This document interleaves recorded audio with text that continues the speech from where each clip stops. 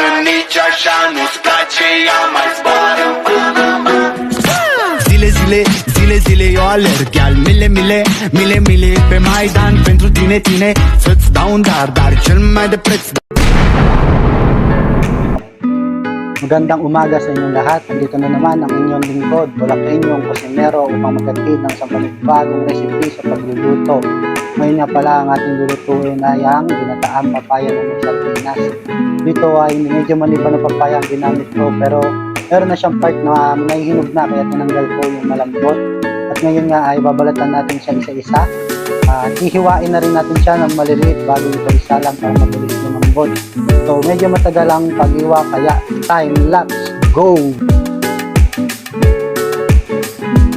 At pagkayari kong ang hiwain ng ating papaya ay sinunod ko ng hiwain ng sibuyas na panggigisa natin. Isang pirasong sibuyas na medyo malaki lang ang aking gagamitin dito. At isusunod na rin natin ang bawang, 5 pirasong bawang lang yung ginamit ko na panggisa dahil ito yung sapat na para sa aking panlasa. Kaya depende sa inyo kung ilang pirasong bawang ang gusto nyo. At isinunod ko na nga rin dito ang niyog. Nilagay ko lang siya sa isang palanggana tapos nilagyan ko ng 2 basong tubig. Piniga-piga ko lang siya hanggang sa lumabas yung lahat ng katas niya.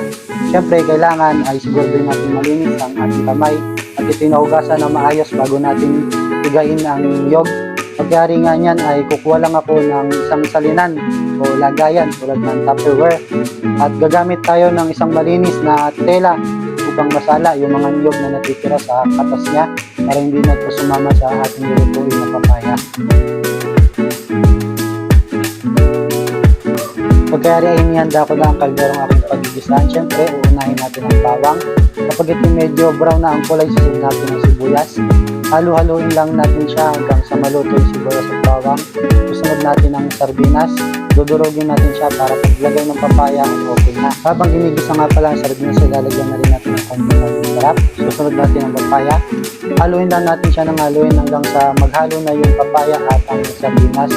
Next step ay halo na natin ang ating gata at ilalagay na natin ang lahat ng magic sarap na natira at tatakpan na ito hanggang sa kumulo.